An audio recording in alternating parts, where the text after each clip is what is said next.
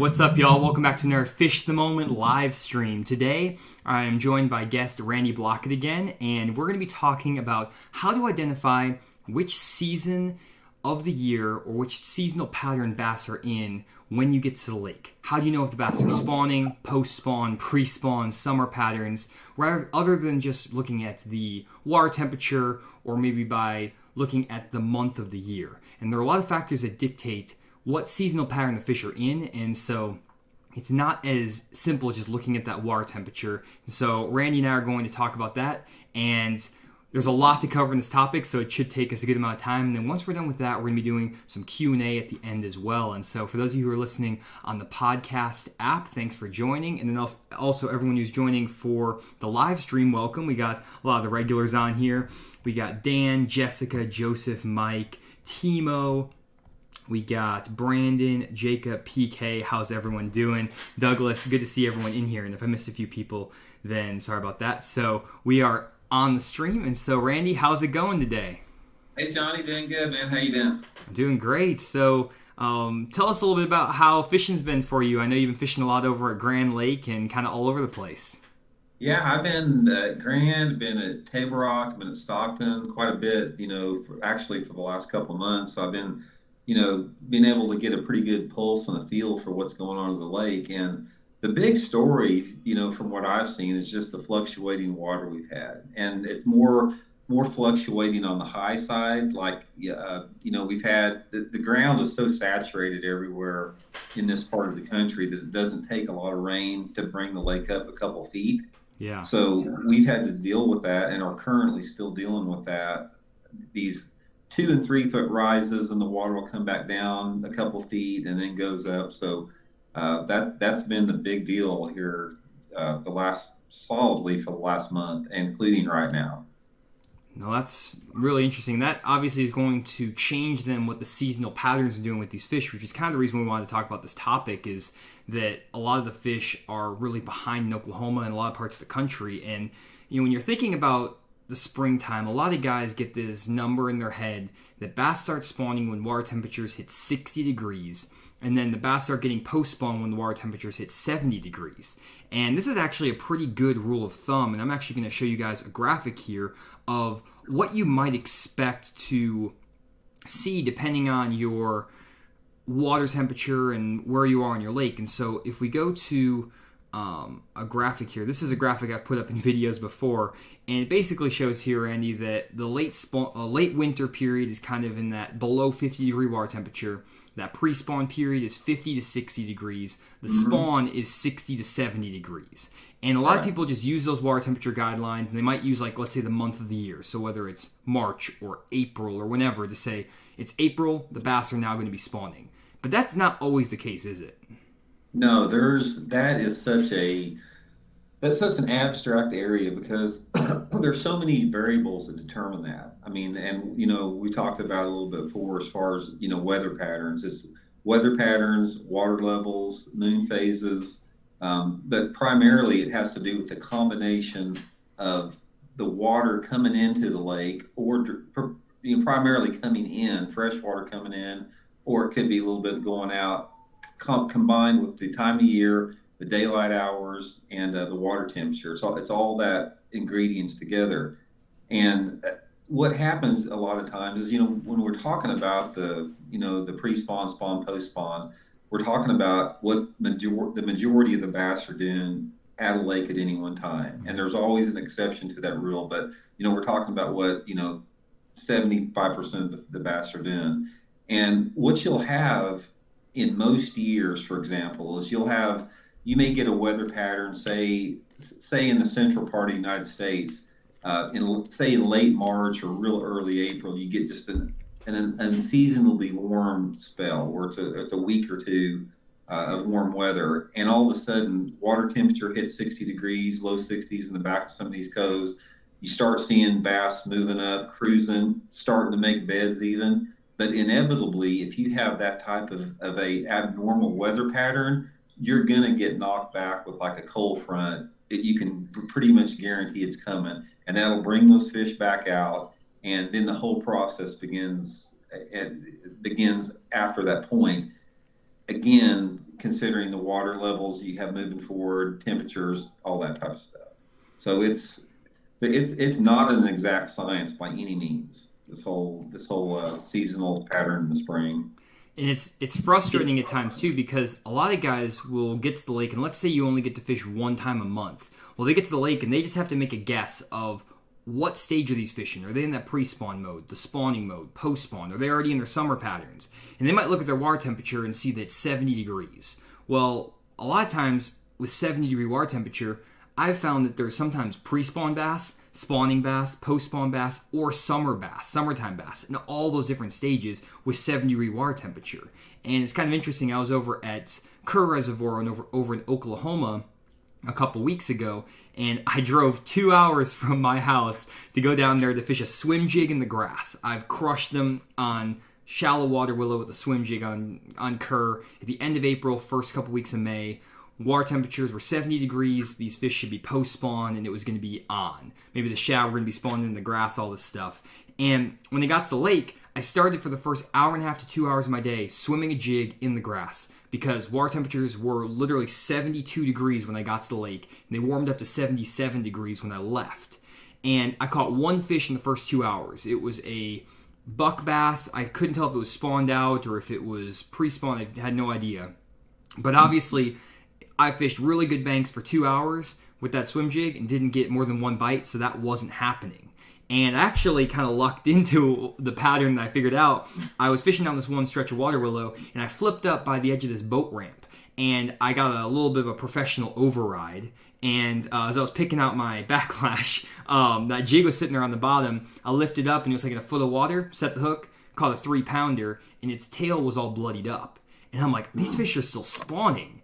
And so what I did is I went back through the exact same stretches where I was swimming that jig earlier in the day, and I flipped a black neon tube, and I fished it super slow, all the way from the bank out to the edge of that grass. I ended up catching one fish that was close to 4 pounds, and I actually broke off a fish that I saw kind of swirl after I broke it off. It was between 4 and 5 pounds. And it was the exact same stretches I'd fished earlier with that swim jig, but because I fished over them too fast, I wasn't getting them in the boat. I had to slow down and fish that tube in there to get those fish to bite. Right. And that's really frustrating because you go to the lake and you don't know if they're spawn or pre-spawn or post-spawn. And you could be fishing in the perfect area, but just with the wrong presentation because you think the fish are in one state or another. And so, I mean, I'm sure you faced that a ton of times before, Randy. How do you kind of deal with that when you go to the lake? Let's say whether you're practicing for a tournament or you just have a day to go out. How do you quickly determine which seasonal pattern those fish are in?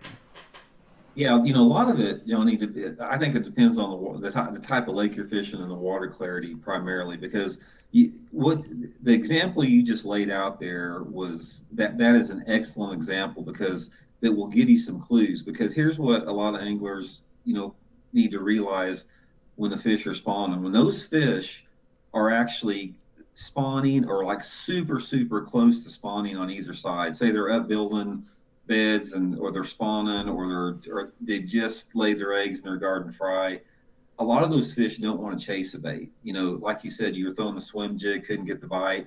The same thing with like a floating worm.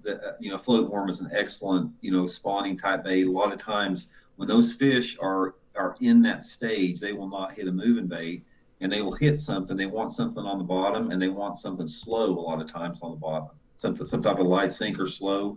So that's one good indication. If you get into an area that's like a prime looking spawning area, say you go into the back of some flatter coves, and it doesn't matter if you can, if it's a lake like Table Rock where you can visually see the fish, it's a lot easier. But if you're on a lake like, a lake in Oklahoma or even some lakes, on the Tennessee River Valley, Texas lakes, wherever, if you're in a lake that's got the water visibility like of under 18 inches and you can't see those bass, you have to get into areas where you feel that they're bedding, those hard bottoms, protected areas, the back ends of the coves.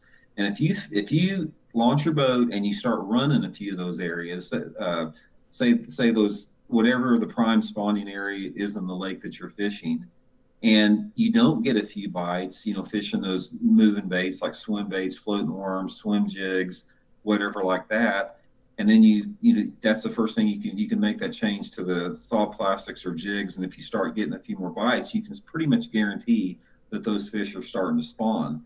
Now, vice versa, if you go back into those same areas and you start getting a few bites on moving baits, whether it be top waters, soft plastic jerk baits, whatever, the case may be, it's a pretty good indication that those fish are either getting ready to spawn and aren't, or they're done spawning. So a lot of it has to do with the personality of the fish. A bass that is spawning or real close to spawning does not want to chase something very far. They're territorial. They don't want to move. It doesn't matter if you're flipping a bush, with 6 inches of visibility, or you're fishing a sand flat where you can see the bottoms. Those fish don't want to chase a bait, but they will chase a bait more in pre-spawn or post-spawn. That's why you hear a lot of guys catch a lot of fish on spinner baits and that type of stuff, right before they go in the beds, and swim jigs during post-spawn. Yeah, that's really key, I think, for me personally, because I'm more along the lines of kind of like a Kevin Van Dam style, where I will just cover water and try to catch those active fish. If you ever look back at all the tournaments over the years, you don't see Kevin Van Dam doing that well in sight fishing tournaments or spawning tournaments. Right. He's always doing great in post-spawn, pre-spawn tournaments. And that's because he loves throwing a crankbait, a spinnerbait, stuff like that. That's my style. And what I find is I always like to start by targeting either those pre-spawn or those post-spawn bass, or even trying to go for those summer bass. And I always start with baits like a spinnerbait, swim jig, crankbait, chatterbait. And I will kind of almost go a little bit too long with those baits at times, trying to find some fish that are in those other stages, because usually those fish are easier to catch, in my opinion, because you can cover water and you can catch them a little bit quicker just because you can make more casts. But it's interesting because there are certain times, like on Kerr, where I threw a swim jig until I was blue in the face and I was not getting a bite. The only way I could get those fish to bite was slowing down and by picking those areas apart. And especially for an angler who's a little bit familiar with their lake and they know that they can catch fish, let's say, on a swim jig in the grass in the post-spawn, if you do that for 2-3 hours, you have to make that adjustment to either say, okay, you know what, I'm going to either try to look for something completely different, like going offshore, or maybe doing a new area of the lake, or I need to go back to those same areas, slow down, and really pick those areas apart. And for me, that's really challenging because I already just fished that whole stretch, and I didn't catch any fish, so it's hard to go back to those same areas and refish them. But it was kind of crazy because when I was fishing on that lake, I actually had a couple guys that were fishing down the banks right before I got there, and they were fishing spinnerbaits, frogs, swim jigs, and I would go right behind them and slowly fish that tube, just barely crawling it, shaking it in place. And I mean, I was crawling down the bank. You would have not thought you were looking at Johnny fishing because I was moving like a tenth of my normal fishing speed. But it produced two really good quality bass, and I fished right behind other anglers. And so really what I find is that first, I always start with those moving bait approaches, try to cover water, find those active bass. And as a last resort, I'll go to the wacky rig worms, I'll go flip in shallow water, I'll go try to sight fish. Is that kind of your similar approach, or are you the opposite? Would you rather prefer to go look for those spawning fish when they're available? Well, I don't like to target spawning fish because they're unpredictable. There's no guarantees to you can find an area where the fish are spawning one day and they're gone the next.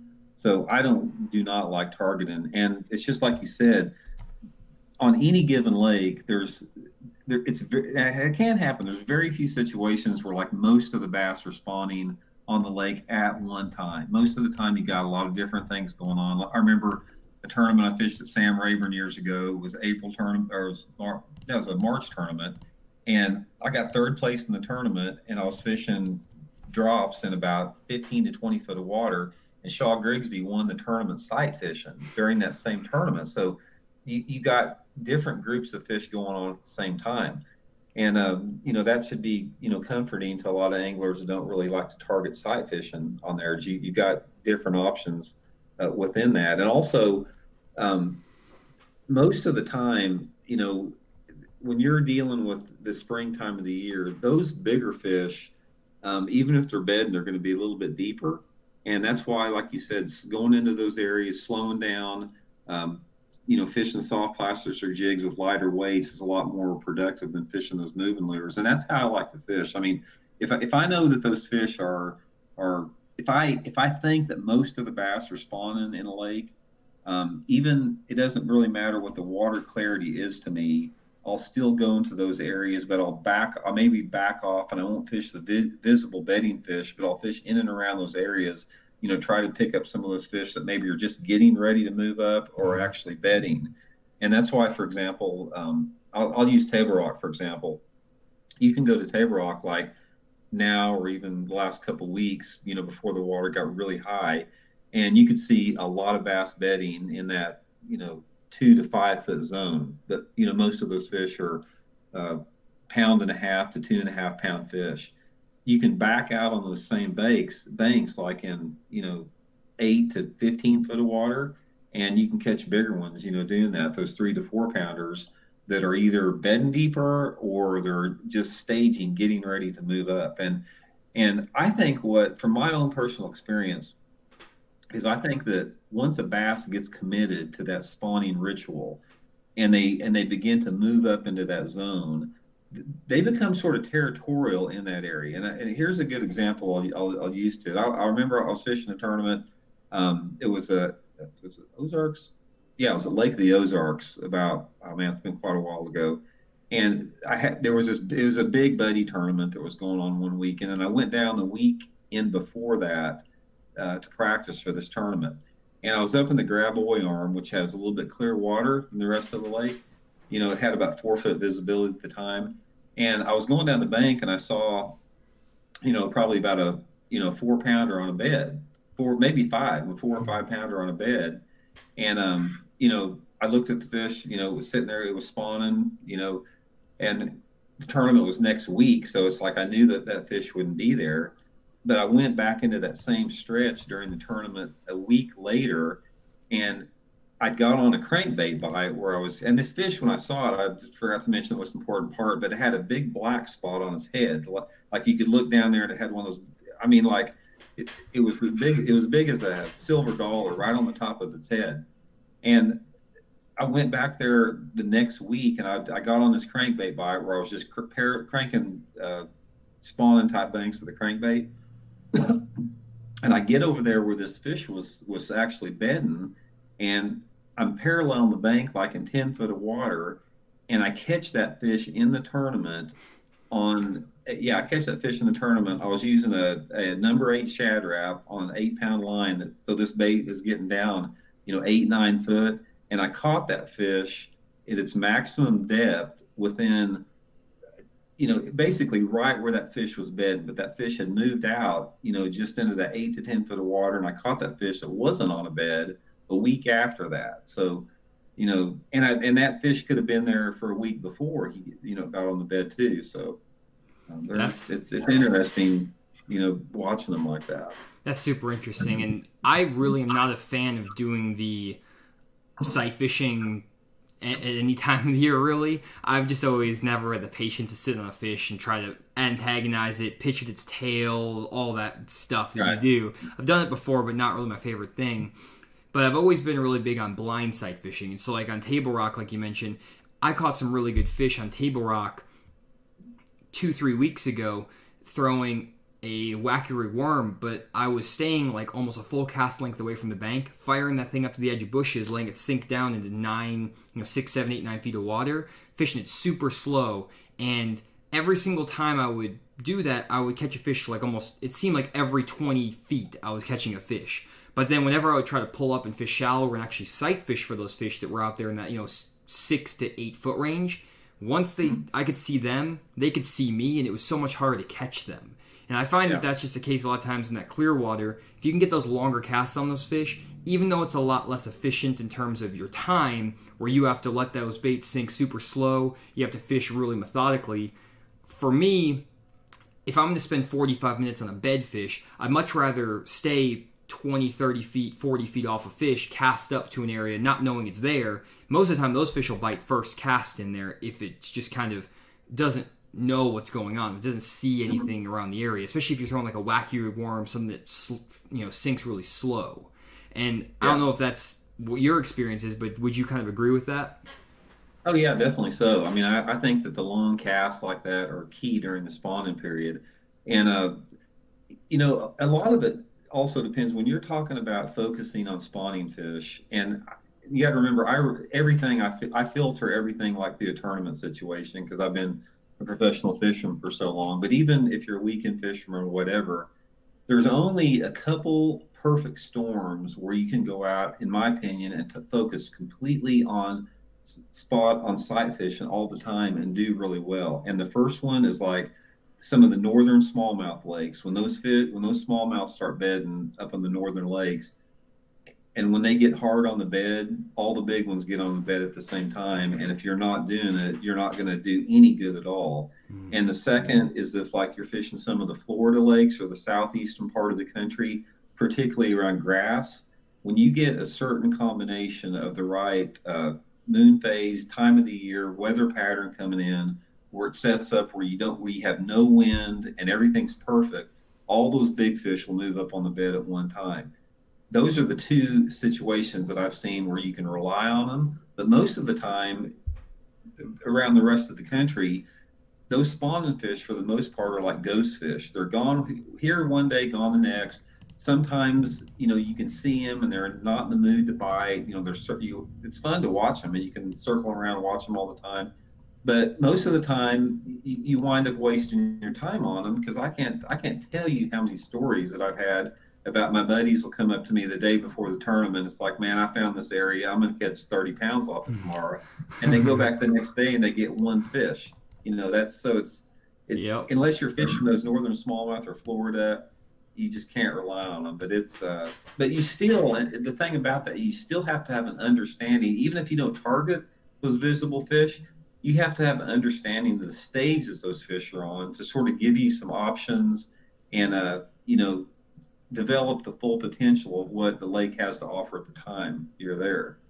Yeah, for sure. And guys, if you are wanting to know more about how the weather, moon phase, water level, all those things affect bass, I did make a video on my YouTube channel about 2-3 weeks ago that talked about the top 5 common misconceptions about spawning bass and when they spawn. And it gets into a lot of the details that Randy and I are kind of mentioning but not really going into detail about, and I use a lot of detailed graphics, illustrations to explain all that. It's tough in the live stream format to pull up all the graphics that we would need to talk about, but go watch that video if you want to understand that more. And I do have other videos in my spawning playlist. If you want to go to my YouTube channel, go to my playlist, click the spawning playlist. It'll get into a lot of the specific details to what we're talking about. And once you watch those videos, what we're talking about here, this discussion will make more sense. This is kind of a higher level conversation in terms of like, it's very broad. It's not getting into all the details. But one thing I did want to talk about, Randy, is that actually there's a couple questions here in the chat. One of them was from Gary. He asked, during the post-spawn/summer, in large systems, do you believe there are two groups of winning fish? Offshore deep fish and then shallow/shoreline fish, or is it the same group moving around? And that is a really great question because I've found so many times that you can catch fish offshore and up shallow depending on the time of year you're at the lake and how big the lake is. And so one thing I'm pulling up here for you guys is actually Lake DeGray in Arkansas. And just a Google Earth map here, Randy. I know you can't see my screen here, but just a Google Earth map of Lake DeGray. And if you look at the bottom of Lake DeGray here, guys, down by the dam in the bottom right corner, you'll see that Lake DeGray is a super clear water reservoir down by the lower part, down by the dam. So you'll have anywhere from 4 to 8 feet of visibility. But up by the river section of this lake, you can find that the bass or the water is a lot dirtier. You'll have 1 foot to 2 foot of visibility. And I actually fished a tournament on Lake DeGray in the springtime one year where guys were catching fish on beds and spawning down in the clear end of the lake because that clear water will warm up slower than the dirty water. And so water temperatures were 62 to 65 degrees on the lower end of the lake. But up on the upper end of the lake, I was catching fish on a Carolina rig and a deep diving crankbait in 8 to 15 feet of water that were post-spawn. And it was really interesting because I was fishing offshore and I was catching 3, 4, and 5 pounders in practice. I didn't catch those fish in the tournament, unfortunately, because it was a boat draw deal where I was fishing with another kid, and he was a competitor of mine. It was a whole nightmare. The guy didn't have graphs. We couldn't graph anything, and it was like the one kid didn't want to fish offshore, and I was just fighting them all day on it. So it turned into a bad situation. But in practice, I was crushing them offshore on a crankbait on a Carolina rig, and the guy who won the tournament was catching them spawning off the beds on the lower end of the lake. And so, he had 18 pounds in the tournament. I probably could have had somewhere between 14 to 15 pounds if I was able to efficiently fish everything. And that just goes to show that just by changing the area of the lake you're in, especially if your water clarities are very different from one end of the lake to the other, those bass can be in different stages in different areas. And another example I want to show you guys is actually from let me see here. Let me pull this up real quick. Is from a college national championship I fished. This is, again, a situation where I did not do well in this tournament from unforeseen errors. Not to get into that, but it was on Pickwick Lake. And I went out on Pickwick Lake, and it was very interesting because I got there, and it was kind of this exact same time of year, May 19th.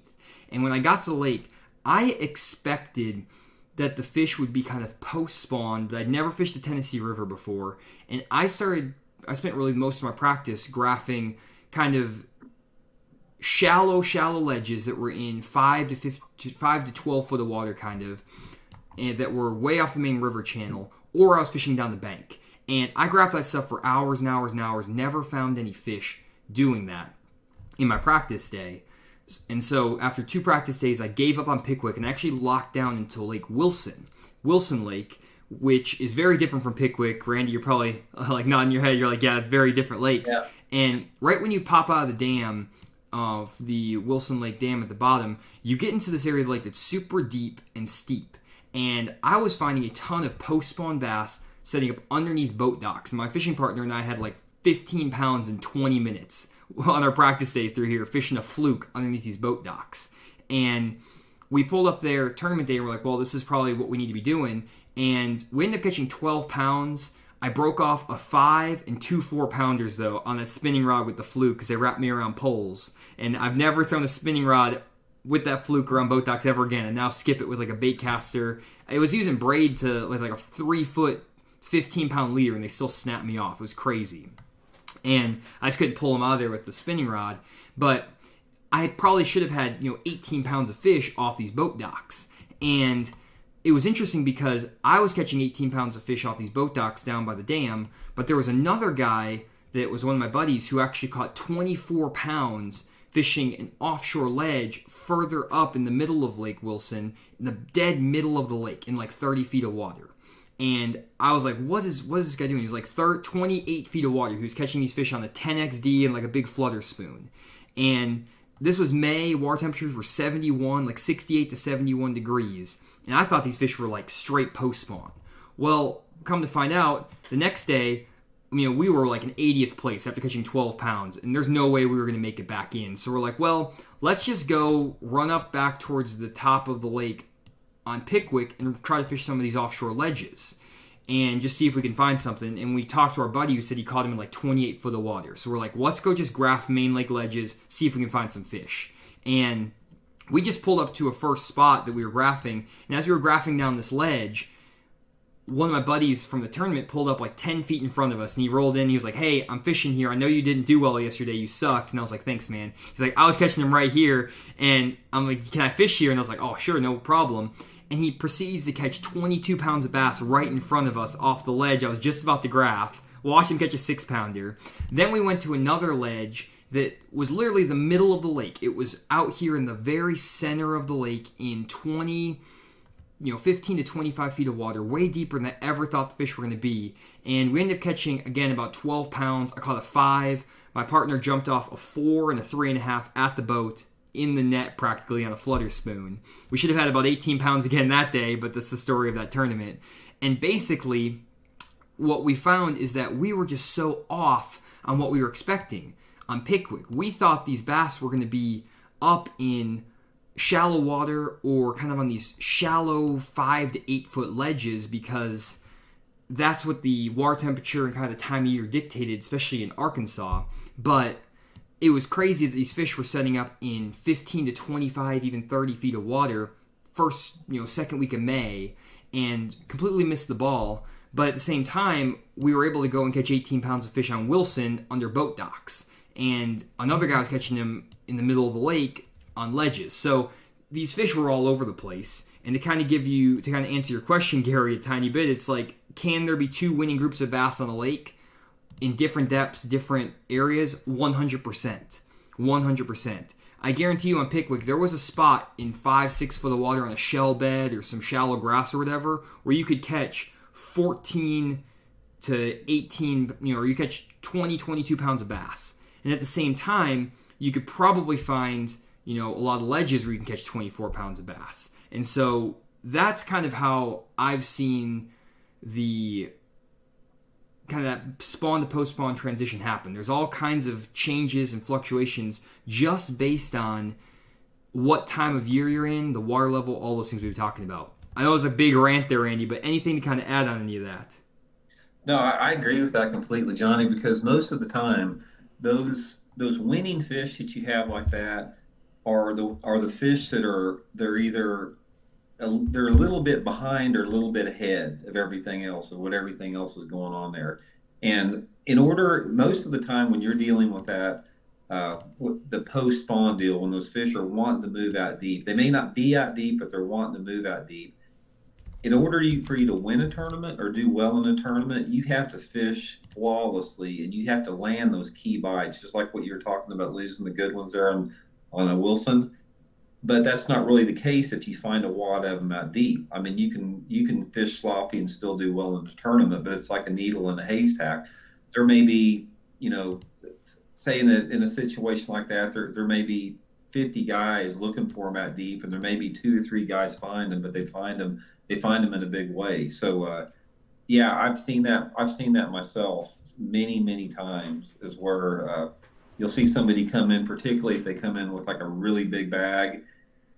Inevitably, it's always about, God, you're not going to believe how they caught them. They caught them out of 25 foot of water when everybody else is up on the bank. So yeah, I've seen it over and over again.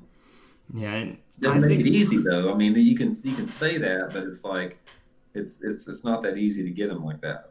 No, and I think that's one of the things that's a challenge too for guys, especially when you get one day a week to go fishing, or maybe one day a month, is that maybe there's that allure to try to go catch fish offshore, or try to go fish those ledge fish, or find a subtle little shell bed in 10 foot of water, 8 foot of water. But those type of spots take so long to find. And a lot of times, if you're a tournament fisherman, one thing that I always recommend, if you have 2-3 days of practice, is to not try to fish for the majority of the fish that are in the majority of that seasonal pattern, if that makes sense. So like if 75% of the bass are spawning, I go after the pre-spawn, the post-spawn bass, because those are the fish that are the least pressured, and they're a lot harder to find, but when I find them, I have them to myself. Or if the majority of the bass are pre-spawn, I might actually go look for some spawning bass, because those fish are going to be maybe not as touched, and I might be able to really get on some good fish. Same thing, if most of the bass are post-spawn, I'll try to go find those early to mid-summertime bass. They're a little bit deeper than what everyone's thinking. And at the same time, I always go in the lake nowadays, especially after this Pickwick tournament I explained, with a completely open mind, because the fish can be in so many different stages. You can't just go to the lake and assume that the fish are going to be a certain depth or a certain range based on water temperature and time of year. You have to check everything, which can be very daunting, but it can be really rewarding as well. And so I have kind of a process I use to do that. But Randy, do you have a process, like when you go to the lake or start, let's say, practicing first day of a tournament, to actually eliminate or kind of narrow down which season those fish are in, or where the majority of the fish are? Do you have like a systematic approach for it, or is it more just kind of fish a lot of everything and just kind of let it unfold as you go? Yeah, I think that, if anglers, if you do a little bit of research, like get on some lake chat boards and just a little bit of current information, you can get a feel before you go to a body of water, sort of what the stage the fish are in. Ultimately, I said once you get there, you're going to have to figure that out yourself. But there's a couple of different ways of thinking on that. A lot of it is how you like to fish. I mean, this time of year when you're dealing with this transition that we're in the middle right now, or we're on the verge of a transition, a big transition in fishing. And if you don't like to fish deep, there's going to be options for you to fish shallow. If you don't like to fish shallow, you can fish deep. But in my own personal experience, I'm always looking for those fish that are behind or ahead. So, if I'm going to a tournament right now, like say if we had a tournament here in Missouri right now, where a lot of the fish are spawning right now, even this late in the year, I'm going to go down there personally and not even focus on those. I'm going to be out fishing either shallow, thick, heavy cover and a little bit dirtier water, or I'm going to be fishing outside a little bit more for some of those fish that have maybe moved out. And personally, I'm not going to target those real shallow fish because you can't really win doing that. And here again, in my mindset, I'm thinking about high finishes or win. If you're a recreational angler, you're talking about wanting to go out and just having a good time on the water. You can't really do that and expect to have like an exceptional day on the water, focusing on strictly spawning bass like right now. So I'm going to be looking for those ones that are behind or ahead. Yeah, that's a really good point. And real quick, guys, we're going to start our section of the podcast, or the live stream, which is a shameless plug for me and Randy's services. But one thing Randy said that was kind of interesting is that you can catch bass shallow and deep on these fisheries throughout the entire year, and that's definitely the case. That's actually something that we talk about a lot in our map breakdowns that Randy actually helps create for fishthemoment.com. And what we do with these map breakdowns is basically provide you detailed spot recommendations on lakes all across the country, and we give you 15 spots across 4 different areas of the lake that are spread out between offshore and shallow fishing. And so if you're not an offshore fisherman, we have shallow spots. We also have offshore spots to recommend, and sometimes it's good to have both. And so we have these map breakdowns for lakes all across the country, and we break them up by season, so spring, summer, fall, and winter.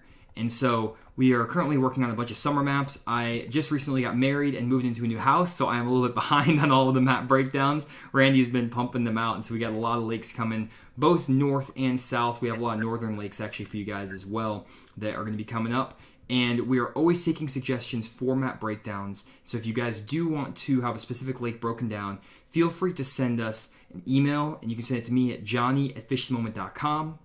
Or you can just post it on Randy's social media at Randy Blaukat Professional Angler, or at Blaukat Randy for his Instagram, or just on Fish the Moment at Fish the Moment. You can post there as well.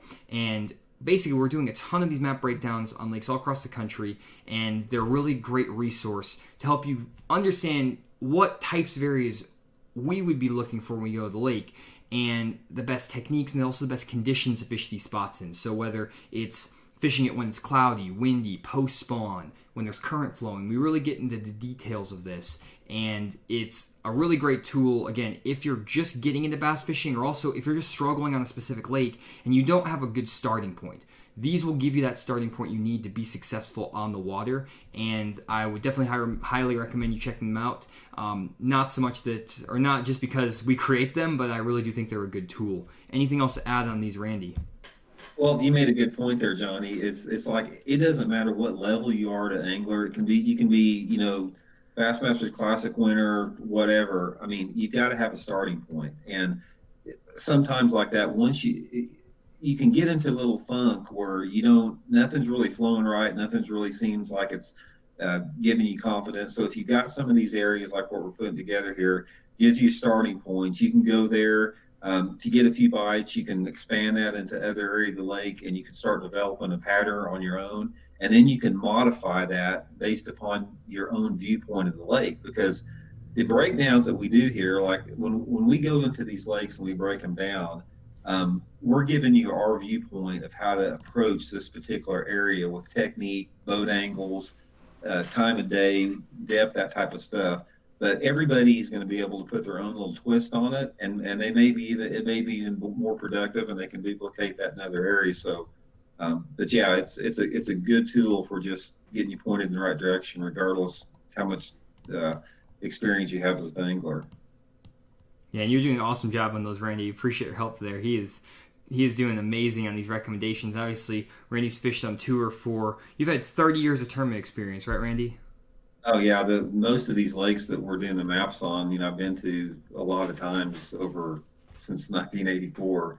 So yeah, Yeah, so that's awesome that you have that information too from someone who's been on the lake. A lot of times when I'm doing my map breakdowns, I'm giving recommendations on spots that I would basically what I would go check when I go to the lake, and I would say I have about like a 75 to 85% success rate with that.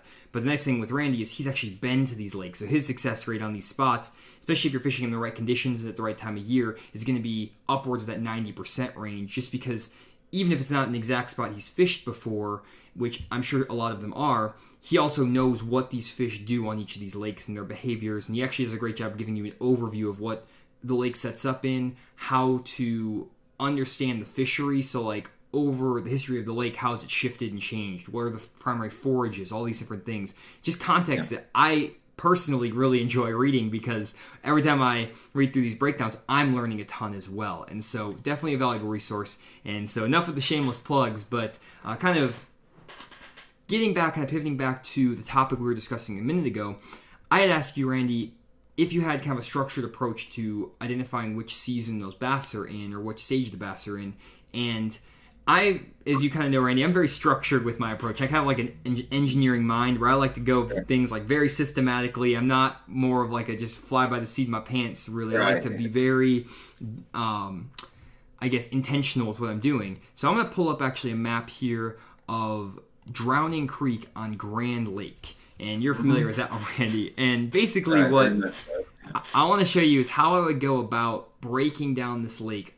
Let's say we're going there right now. And I have a general idea just based on talks with you of where these fish are in Grand Lake. But let's say I'm going here right now and I had no idea what stage these fish are in. And when you get to the lake, water temperatures are, let's say, 70, 72 degrees.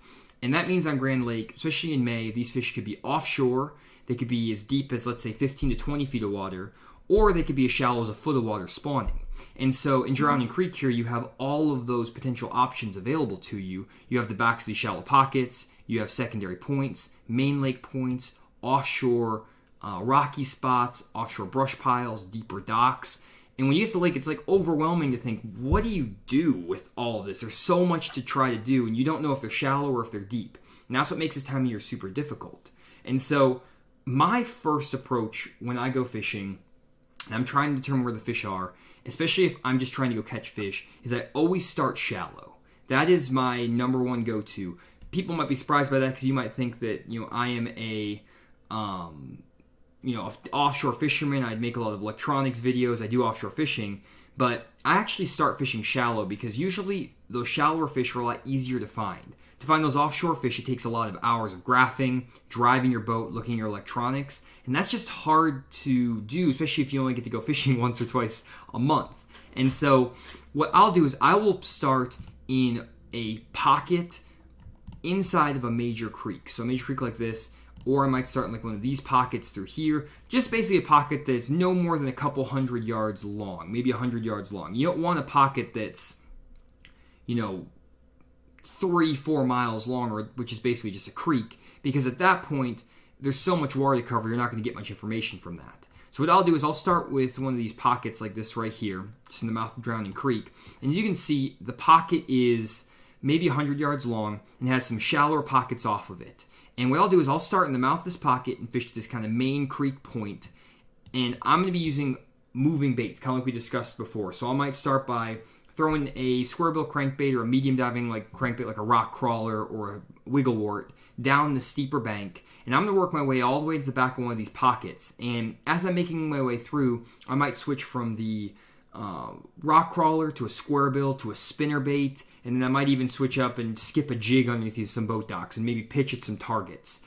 And I'm going to keep my trolling motor on 6 or 7 when I'm doing this. I'm moving quick, maybe 5 or 6 out of 10. And is that something you do as well, Randy? Just kind of to take a quick second break. Do you, when you're trying to cover water or find fish, do you put your trolling motor on high and like burn down the bank, or are you more of like a kind of methodically fish through an area to try to pick it apart, especially when you're looking for it? That's a good question, Johnny, because we talk about, a lot of people say, man, do I need to cover water or do I need to really slow down? And for me, and we had a conversation earlier today. It's me, it's about finding the right pace for the day that you're out there based upon what I'm fishing. Now, and this is what's cool about fishing is because, this cove that you've drawn here, I've fished it a bunch of times, obviously, over the past 30 years.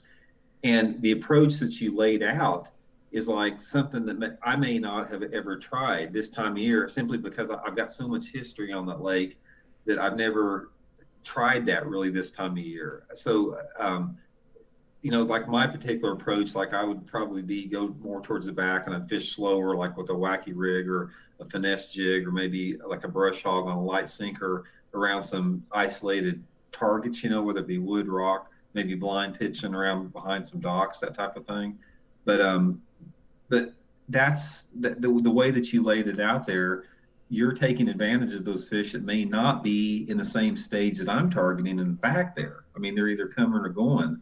So inevitably, it's only a matter of time on the water to see which approach is the best.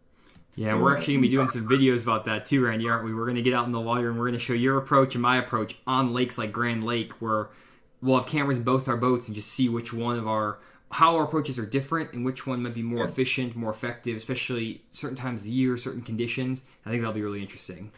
Yeah, there's always many more ways than one way to catch them.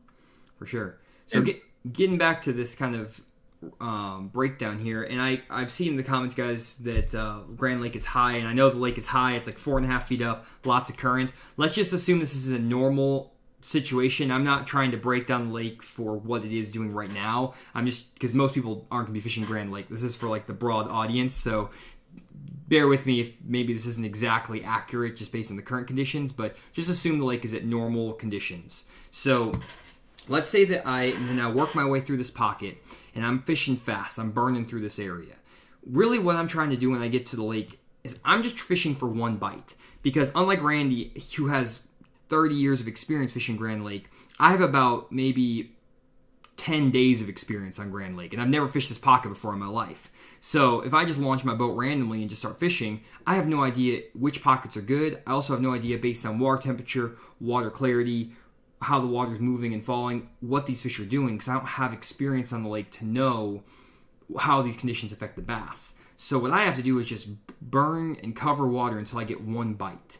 And with those moving baits, what I can do is I can really burn through these pockets with like a crankbait, a spinnerbait, and even if I just get one bite or a couple fish to slap at my bait, those fish are revealing themselves to me. They're letting me know that they're in the area. And then that can tell me to either slow down with like a wacky worm with that tube and fish really slow, or if I don't get any bites, just keep moving on. Mm-hmm. And what I've always found when I'm looking for fish is that if I put that trolling motor on 6 or 7 and make 100 casts in the first hour I'm fishing and make 100 casts the second hour I'm fishing, usually I'll get a couple bites in the productive areas, even if I'm not being efficient in catching every fish in there. I'm just trying to find which section these fish are in. And when you probably know this too, Randy, when you're burning a square bill, you can still catch spawning fish with the square bill crankbait. When you're fishing that square bill through there, you might not catch every one of them, but if there's 50 bass in the back of this pocket spawning, you're probably going to catch one of them. And then you can come back through and fish it slow. Have you found that before? Yeah, what you're saying is that, I think that the big takeaway that the listeners can get on that is it's about assimilating information. And when you're burning through a pocket with a square bill and you got that trolling motor and high, every yard of water that you're covering, you're assimilating information because you're getting to note the water clarity, you're getting to note the cover that you're going by. If you have a fish swipe at a bait, you can tell by how that fish came off a target or open water how that fish is positioning. And more importantly, is you're getting an understanding of the personality of the fish. Because by fishing fast like that, if you're getting a few bites or if you're not getting any bites at all, that gives you a big clue, to that the mood of that bass at the time. And that's how you make the adjustments down the road during later in the day and start catching them better. And for me, when I'm doing that, again, I'm not trying to catch 50 fish. I'm trying to catch a couple fish just to get a feel. And getting back to kind of my strength is offshore fishing. So if I can go find fish off the bank on flatter water in 8 to 20 feet of water off the bank, that's what I want to do. But I also don't want to completely miss running through these pockets. And, if I can catch 3 fish in the back of this pocket on a square bill, who knows how many I could catch taking a wacky rig Cinco and pitching it around really slow. So I don't want to miss something obvious going up shallow. And like this time of year, I'll be doing that with the crankbaits, spinner baits. And even in the summertime, when it's the middle of summer, I'll do the exact same thing with a buzz bait and with like a whopper plopper or topwater. You can go through these same shallow pockets and figure out pretty quick if there's a lot of fish in these pockets or if they're not. Because even if you're in the middle of the summer, I know last summer on Grand, there were a ton of fish that were up shallow even into July and August. Because the water was high, it was muddy, and those fish were there. But let's say I go through this whole pocket with a crankbait, spinnerbait, moving baits, and I get 1 bite or maybe no bites in this whole pocket. Well, I might then try to run a couple more pockets. Maybe I'll run further back into Drowning Creek, see if maybe the water clarity makes a difference. And if I make it all the way to the back and fish 2 or 3 pockets like that, and I don't catch any fish, that probably takes me about 3 hours. I can fish each pocket in an hour, and that for some guys might be crazy. I'm fishing a whole pocket that's 100, 150 yards long in an hour, but I'm covering every inch of it. A lot of guys would spend their whole day fishing this one pocket. And what I'm doing is literally fishing every dock, every stick, all the rocks, everything, trying to figure it out.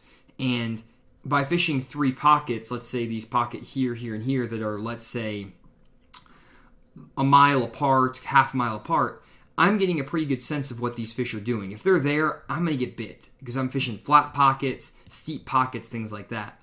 And then if I don't get bit in 3 hours fishing up shallow quick like that, then I have 2 approaches I take. One is either I slow down a lot in the areas where I got a couple bites, and I just say, hey, the fish might not be that aggressive, it might be a tough day, kind of like what I did in Lake Kerr. I fished for 3 hours with the swim jig, and finally had to slow down and get those fish in the boat. Or if I have this idea that maybe there's not that many fish up shallow, just based on instinct and kind of just a gut feeling on the number of bites I'm getting, that's when I'll start trying to look offshore. If I'm fishing for 8 hours, that still gives me 5 hours of my day to go find some fish offshore. And usually in 5 hours, I can find 1 or 2 decent offshore spots if you give me 5 hours of graphing time. And then I can go try to find fish offshore. And then if I haven't found any fish offshore, then for me, especially if I'm practicing for a tournament, what that tells me is I was in a bad section of the lake.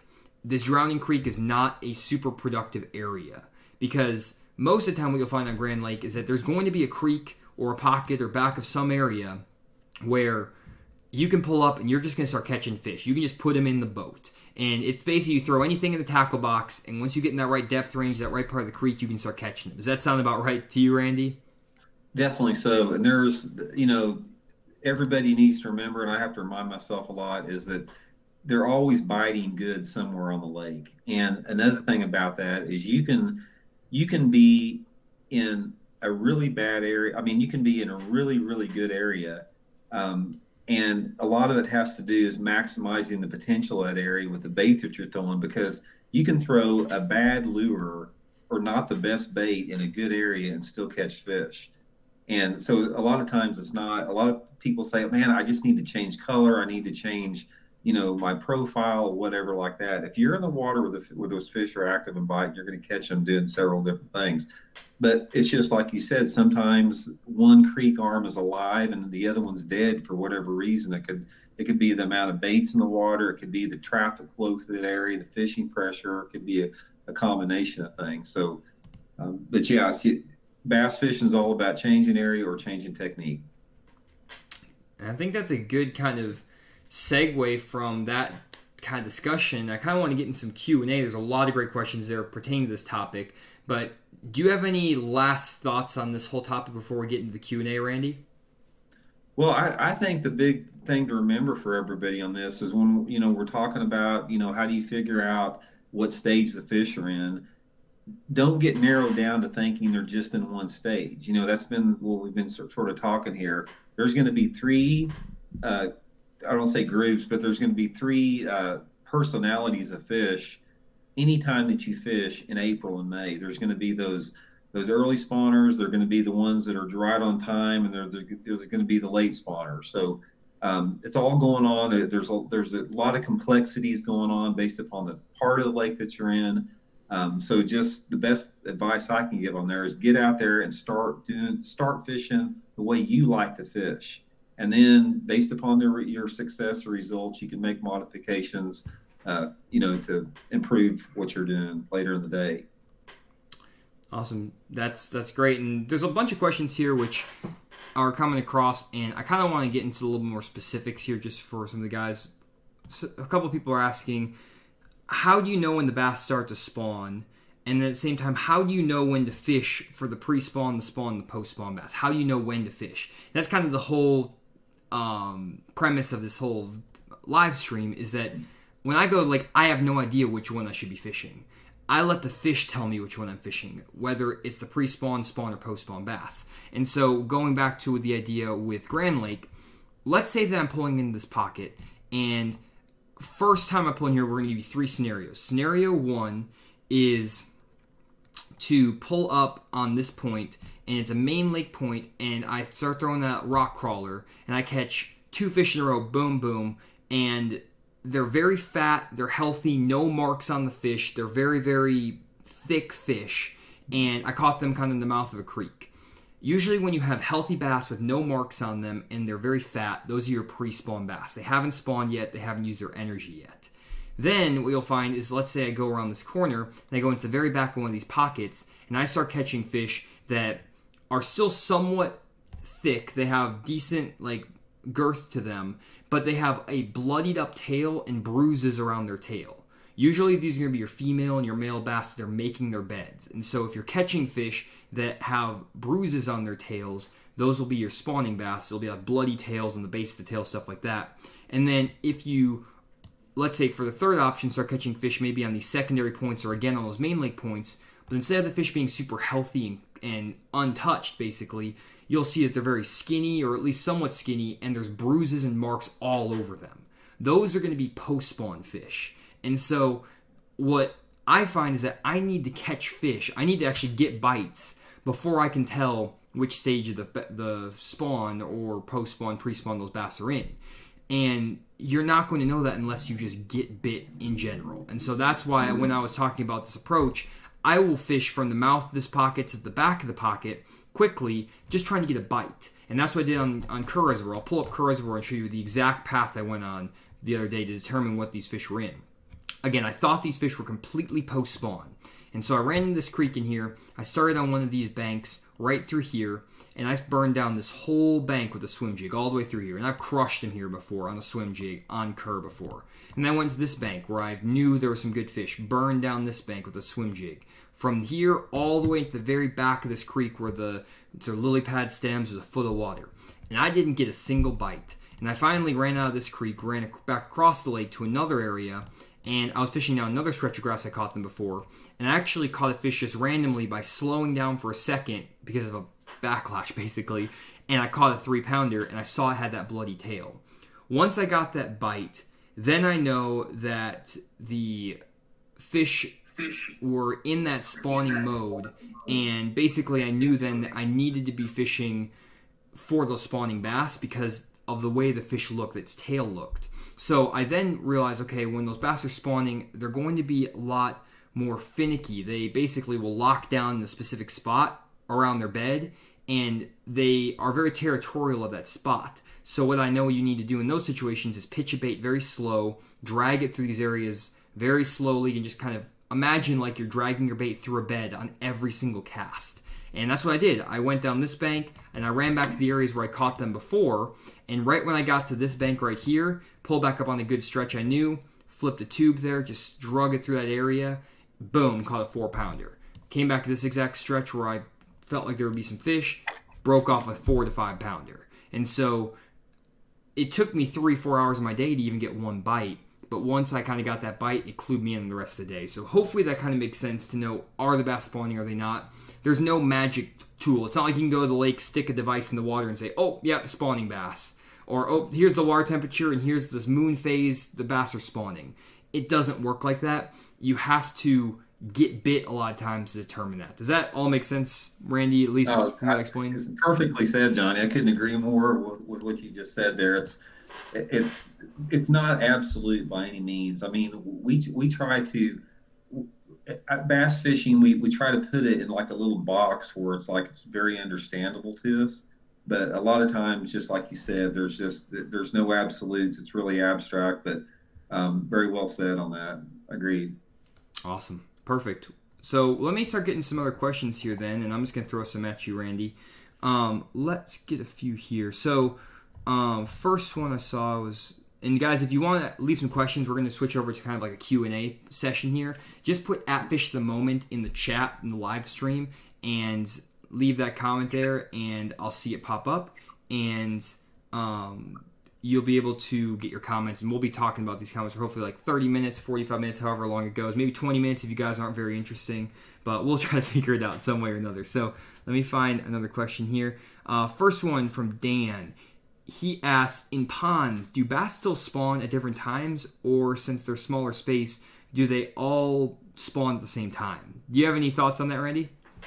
I had a small lake when I lived on just up about 30 miles north of Joplin for 15 years. So I got a chance to really observe small water bass behavior very close as far as, what they did. And the one thing that I've noticed about fishing ponds and smaller lakes like that is the spawning window that they have is a lot smaller. They get in there and they get it done quick. And they're in and out, a lot faster than a bigger lake. But for the most part, from what I've seen on ponds, and there's probably nobody that snuck into more farm ponds than I did back when I was a teenager. So I took out a lot of pond time underneath. And for the most part, they spawn a little bit sooner than lakes. It warms up quicker. Most of the time, farm ponds are a little bit more off-colored and shallow. So you get those warm late March, early April days. Water warms up quick. They get up there, spawn earlier, and get it done. Awesome. I have nothing more to add there. I used to fish a lot of ponds when I was younger, but I actually did more stream fishing. That's what I kind of figured. That's what I learned to fish on, was the Milwaukee River up in Wisconsin. I waded streams. That's like 90% of what I fished when I was younger. So all for those river smallmouth, which is kind of fun. So another question for you. Let's see here. Oh, this is a great question from Chris Whalen. He asks, will an early shad spawn affect the incentive of bass to spawn? So basically, when that shad, if they start spawning at the same time the bass do, will that stop some bass from spawning just because they're like, I want to eat and I'm just going to give up on spawning because the shad are there? Man, that's a great question, and that's one that we could probably debate for a long time, because I don't know if anybody really knows the answer to that definitively. Because most of the time that shad spawn's going on after most of the fish have spawned. But a bass is opportunistic. They feed not just by hunger, but they've got a lot of different things that trigger the strike: anger, curiosity, competition. Aside from just being hungry, so they're opportunistic feeders. And yeah, if they are bedding and something comes their way, there's nothing going to stop from going out and getting it. But that's a really good question, one that I don't have the exact answer to. Yeah, and I'm going to put my tinfoil hat on here, Chris, and give you an idea that I have. I don't know if this is actually true. This is not backed by any biological research, but the way I think about bass, at least in the spawn, is if I had to get in the mind of a bass, which is what I try to do like 80% of my day, which kind of makes me a little bit of a weird dude. But basically what I think is that the bass are feeding in the pre-spawn before they start spawning for a reason. They want to build up as much food in their system so when they go to spawn and they sit on a bed for, let's say, 3, 4, 5, 6, 7 days, they're going to use up all that energy to spawn. They're not going to be feeding while they're spawning. And so those bass have an objective in that pre-spawn, which is eat as much as possible before they move up to the beds to spawn. And once they fed up enough and the conditions set up right, they want to spawn. They want to reproduce. That's in their nature. And so I would think that some bass would actually forego the shad spawn, even though those food are there, because they've already eaten enough to achieve their goal of spawning. But then after they spawn, obviously they want to recuperate all the energy they use during the spawn. So obviously the shad spawned a great opportunity for the bass to refuel their systems after they sat on the bed for a week without doing anything. And so I think that is maybe completely incorrect, but it may be correct. Do you like that theory at all, Randy? No, that makes perfect sense like that. I mean, I think that they're going to gorge themselves as much as they can, whether it be crawfish, bluegills, whatever. If they see a shad spawn before that, they're going to take advantage of it. But it's that's that's it. I'm gonna be thinking about that question for a while, that because I never heard that before, and it's got me wondering myself a little bit. Yeah, that's a really good one there. So one question we had from Tuned Up Bassin is, how do you find spawning bass in a natural lake that has no structure beside weeds? And I get this question so much, Randy. We need to do a live stream. We should probably just switch next week's live stream just to talk about natural lakes versus like the southern lakes, because so many people ask questions about, how do I go to a lake up in Wisconsin, New York, New Jersey, those areas where it's just a big bowl with grass in it and that's it. There's no creek channels, there's no shad, there's nothing that any of you guys talk about. You guys in your videos down south, you talk about all these things and we don't have any of it. And unfortunately, that is the nature of the fact that these are lakes that we fish mainly around here, especially in the south. But lakes that pop into mind are like Lake Cayuga, Lake Minnetonka, places like that where they're grass lakes. And that's what I grew up fishing actually in Wisconsin, and I have a lot of experience on those types of fisheries. That's all I had to fish. And so I think we can answer that question really well, and I think it would just be interesting to kind of explain the differences between the natural lakes and the southern reservoirs or other types of fisheries. And I've actually done that in a past live stream before, but that was like 2 years ago. And so I'd love to get your insight on that as well. Does that sound like a good stream idea, Randy? Definitely so. Yeah. Awesome. So let's get to another question here. Let's see here. So here's something that Tommy asks, or kind of a statement he said, big fish will live in the deepest part of the lake 90% of the time. That's what I was told. So I've heard this before as well, that there's just a certain group of bass, those big fish, that just, I would think they're kind of like asexual, where they just don't spawn. They just live out deep and just are out there. Or maybe after a certain point in their life, they just stop spawning and they just live deep and just they don't care about it anymore. They're just like, I'm going to live out here and just be offshore year round. Now, I've heard that on Grand Lake actually, that a lot of guys will fish year round offshore on brush piles and stuff like that, even when that's maybe not what the seasonal patterns dictate. They'll be out fishing the summertime offshore areas in the middle of the winter, in the middle of the fall, in the middle of the spawn, because that's where the big fish live. Is there any truth to that in your experience, Randy? Oh, I think a really big bass, when you're dealing with bass that are over like 7 pounds, the really big ones, those fish are rogues. And I've heard it so many times where you've had, it's the conservation departments will be out shocking fish, and they're shocking up these just unheard of size bass on the lakes that you don't think there's that big a bass on. And I agree with what you said, Johnny. I think a lot of those big bass don't spawn. I think a lot of them don't. I think they just swim out there in open water. They don't really set up around targets where they can get caught, and they're it's almost like they're loners.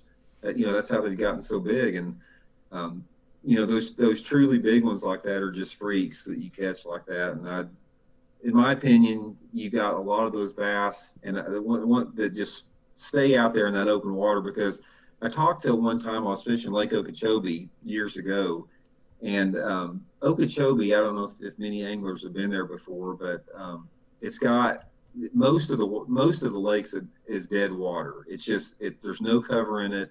It's muddy. It's like a big ocean of mud out there. It didn't used to be like that before they killed all the grass up. But there's only a small section of the lake that is really fishable, where I'm going to say 10% of the lake produces 98% of the bass there. But I talked to this one dude out there that was a commercial fisherman. He was fish for carp and stuff like that in the middle of Lake Okeechobee. And he said, you cannot believe how many big, giant bass I catch in my throw nets and the gill nets, those things they use out in the middle of Okeechobee. And of course, nobody fishes out there. I mean, those fish aren't setting on anything. They're just out there swimming around in open water. And I think that that's so true with bass. I think that those big giant bass, they suspend in maybe groups of one or two, over super deep water. And yeah, they're just, a lot of them they're just uncatchable because of that. Yeah, that's really interesting. That's just something to think about too. Is I'm sure there's going to be someone who figures out how to catch them, whether it's with that Panoptics, Garmin stuff, where you can just follow those big bass around. I've heard a guy in Oklahoma actually does that. He just gets in these little lakes in Oklahoma that have 13, 14 pounders and follows them around with his Garmin Panoptics and then catches. He'll cast at one fish for like 6 hours straight, just one roaming bass, and you'll catch one fish a day. It's a 13 pounder, but he's like targets that one fish using his electronics, which is crazy. Yeah. Cool. So, a really good question here, actually, from Gary. It is, during a short practice, are you hoping to have 2 areas as we manage our tournament day? What's realistic? And this is this is a very loaded question, or a lot of to unpack here. It's such a short question, but I kind of want to take this in 2 parts, Randy. Part 1 would be, let's say you have 4 hours of practice, maybe you have a full day of practice, which for you, an 8 hours of practice is still a short practice compared to 3-4 days. Let's talk first about, what do you do if you have one practice day or half a day to practice? What is your approach to that? And then also, how many areas do you need to have going into a tournament versus how often do you fish new areas? So let's start with your approach to a short practice day. How do you set yourself up for the success the best when you have 4-6 hours of practice for a tournament? Right. A lot of it, Johnny, depends on the type of lake that you're fishing. I mean, some lakes are more, they lend themselves to pattern fishing more, and some lakes are more area oriented. And I'm always looking, I'm looking for an area where I can spend the whole tournament in. Say for example, like if you're fishing Lake Gunnersville during the pre-spawn, every tournament down there is going to get one in an area, like an area that's maybe 2 to 3 acres big, where those fish are concentrated on a grass flat or something like that. You're never going to win a tournament like Lake Gunnersville off of a pattern. Whereas if you go to like an Ozark impoundment down here, you can easily pattern those fish on different types of points and different type of rock transitions. So a lot of it depends on how you're fishing. But for me personally, under those conditions, I'm doing my map study before I go to the lake, and I'm looking for a section of the lake that I feel that this particular area has enough different types of cover, and it has enough potential for me to spend my entire area in one part of the lake. And that's normally how most all tournaments are won. All the tournaments I've ever won in my career have been in areas like that. Maybe not one, I'm not talking about one spot without moving the boat, but an area like within sight of where you're fishing, that type of thing. I'm always looking for areas. Yeah, and I'm looking usually for one area. I mean, just because where I can just milk it out and keep going over the same passes with different techniques, different angles, that type of stuff.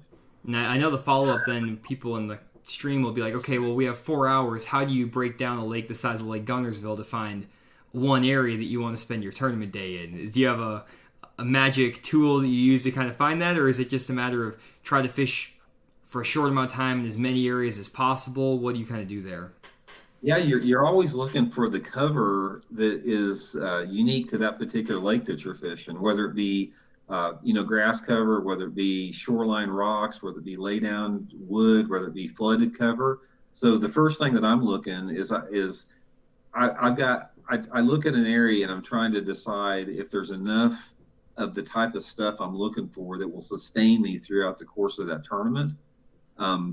And like I said, that varies. Sometimes it can be like one little stretch of shoreline that's like 200 yards where you're just working at a snail's pace back and forth. Or, it could be a tidal situation where you're waiting on the certain tide situation. Or it can be just an area where you're just making fan casts on a big flat, or it can be a situation where you're just covering water like a speed demon. It's just a matter of generating reflex strikes off of just covering a tremendous amount of the same type of bank. So a lot of that is unique to the lake that itself. So that's there's not like one answer fits all on that question. Gotcha. Well, I have hopefully maybe like a specific method you could follow here. I like methods. So Gary, I got like a little process for you. This is my challenge to you. When you go to your tournament, let's say, let me find a lake here. I was practicing for a tournament on Beaver Lake, let's say. When I go to Beaver Lake, if I'm going to have 8 hours of practice, and that's all I have, is one day or maybe 4 or 5 hours of practice, and I can't fish any more than that, and maybe I haven't been to the lake in a couple months, so I don't know what the fish are doing at all, I leave my fishing poles at home. I don't bring a fishing pole with me, which is probably crazy. You're probably like, why would you ever do that? I literally leave all my fishing poles at the house, and what I will do is I will put a full tank of gas and I will run the entire lake. And that's all I'm going to do for the entire practice day. I'm going to run every single inch of this lake as much as I can without making a single cast before I do anything. The reason for that is threefold. The first is I want to start identifying where the majority of fishermen are fishing. Where are the most people on? You can drive around the lake and get a really quick sense of, are most people on the main lake? Are they on the first thirds of the creek, the backs of the creeks? What types of banks are the most people fishing? And that will give you two things in mind. One, what can you maybe think about trying to fish, but also maybe what should you try to avoid fishing, because if there's a million people fishing that, it's going to get so much pressure, you're not going to know what's going on there. Maybe there's too much boat pressure in that area. Second thing is, for example, when I was fishing on Beaver Lake, I didn't do this in the tournament because I had 3 days of practice, and I just said, I'm just going to fish and fish and fish and find them. I have plenty of time. I wasn't having that urgency, and it actually messed me up because I spent most of my tournament kind of fishing in this midsection of this lake on Beaver Lake. And what I found is that I did really terrible in my tournament because I focused on an area and didn't really try to expand and look around for what was available. So, for example, in this area of the lake, water temperatures were 46 degrees. It's kind of muddy and not that conducive for what I would want to do based on kind of the season of the year. And that just comes from instinct. But what I did is, a couple of days after this tournament where I did terrible, I ran into the very back of one of these major creeks. And it was like kind of up towards the dam, and I ran to the very back of it. And this is like 2 days after my tournament. Water temperatures were still 46 degrees and kind of muddy water back in this main part of the lake. But this creek I ran to, like 7-8 miles up the lake, water temperatures were 56 degrees in that creek. And it was beautiful water clarity, like 4 foot of visibility, 56 degree water. And I actually saw a guy in there who was one of my subscribers, and he told me that the day I fished my tournament, I caught 2 fish for 2 pounds. He was in the back of this creek, and he caught 16 pounds of bass out of this creek. And it was a no-brainer. When I got back in there, I was like, this is the best creek in the lake. I just knew it the second I got in there. The birds were in there, the bait fish were in there, it just looked good. Same thing happened when I ran up towards the dam section of this lake. I would run all over this lake, and I basically skipped over like probably 8-9 miles of the lake. And all of a sudden, when I was running up the lake, I started noticing that there were blue herons on almost every single one of these points where there was kind of like a channel swing or like a rock transition. And just running down the lake, I was able to identify those blue herons. I pulled up on those banks and started catching fish. And so a lot of times, you don't need to actually fish to find fish on a lake. A lot of times, all you have to do is use your instincts and your clues that nature gives you, whether that's water temperature, what the water clarity looks like, if there's birds, if you're seeing bait fish in the area. And that's how I find those areas, kind of like what Randy's talking about. And when you're putting your fishing pole down and you're fishing and you are trying to just develop a pattern or trying to catch fish or whatever, one, you're burning up your fish, and two, you are not looking at all the options on the lake. And the third reason I don't fish during my short practice days is that, let's say that the practice day I'm on, I'm catching them really well off of main lake points because it's windy and cloudy. Well, the next day you might come back and it's bright sun, slick calm. Well, you might not be able to catch any fish on these points on a crankbait because they've pulled off into 25, 30 foot of water and suspended. Well, you just spent a whole practice day the day before catching 18 pounds of fish on a crankbait in those perfect conditions, and you're probably going to spend at least half your fishing day trying to replicate that pattern where you caught those fish, instead of fishing the moment, fishing the conditions. And so you're actually hurting yourself more. Now, in 3 days of practice, you can kind of check those fish in different conditions as the conditions change. So for 3 reasons, I leave my fishing poles at home. 1, to identify what everyone else is doing. 2, to try to find sections of the lake that just look really promising, that look really good. And third is to avoid getting stuck on what I did in practice and what I did in the current, or those past conditions, not the current conditions. And when I do that, that's what I did in a lot of my college tournaments when I was fishing college. I would do 10 times better in tournaments that way, even though I never even put a fish in the boat on some of these lakes before I fished. I would go to the tournament. I would spend 8 hours in the lake the first time I ever went there, and I still never made a cast the first time I launched my boat in the tournament day. I literally drove my boat. I was on the lake but never cast there, and I'd already spent 8 hours on the lake, and the first cast I ever made on that lake was on tournament day. And so that for me has been super helpful over the years, and it's an approach that I really like. I'd love to get your opinion on that, Randy, because I'm sure that's maybe different from what you do. Man, that I tell you right there, that takes a lot of courage to do that, because I'm impressed, because I get totally what you're talking about, and I admire that, because you are so right. When you coin the phrase "fish the moment," you're right, because that is the whole key. Is you have to take advantage when you're fishing these. Doesn't matter what you're fishing, tournaments, whatever. You have to fish what the fish are doing at the time, not the day before, not what they're doing the next day, but at the particular time. And when you get locked into something, if you go out and you catch fish on a bank, you're obviously going to try it again. Most of the time it doesn't work. Most of the time, like you said, you burn those fish again. The conditions were conducive that particular day to get those fish to bite, and you don't fish with an open mind. And that's one of the biggest things that will limit you as an angler, is fishing from a basis of fear. And when you fish from a basis of fear, you cut off your intuition, you cut off your flow, you cut off your natural ability to adjust and adapt. And by going out there with sort of a nonchalant attitude, relaxed, that's when you're the most dangerous as an angler. And it's very impressive you could do that, because I've never done that before, but I would like to. I would try it one time, Randy. Just even if it's just like a local tournament, we should do that one time. That'd be a fun kind of video. It's like I'm too big of a chicken to try it. That takes a lot of confidence. And that's cool to hear. It is. What we should do one day. This would be a cool stream or a cool video. We should sign up for just like a team tournament, just like $100 entry fee. A team tournament. We should go out to a lake that we've never really been to before, like a lake we don't really know that well. Both launch our boats, drive around for 8 hours, and then pick our spots without casting a fishing pole. Yeah. And see how we do. I bet we would do really well if we both drove around the lake all day. I have a feeling we would do pretty well in that tournament.